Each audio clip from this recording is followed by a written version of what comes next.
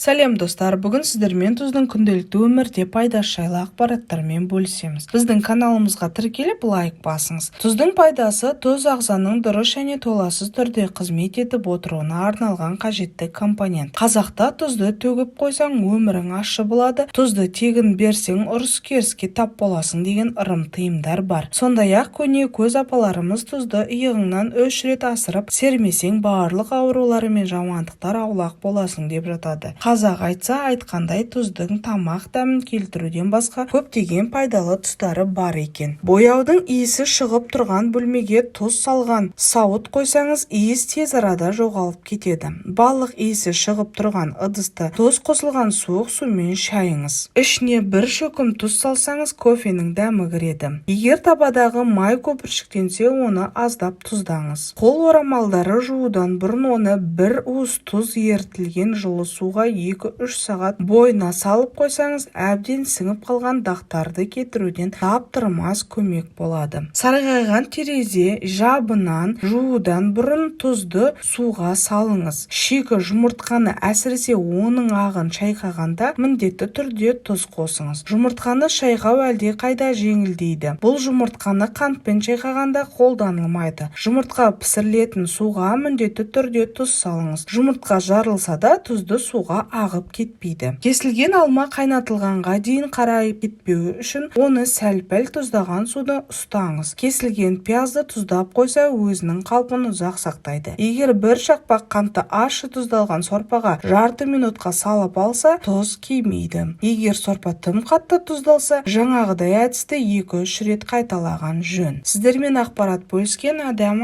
Тағам каналы. Денсаулықтарыңыз мықты болсын.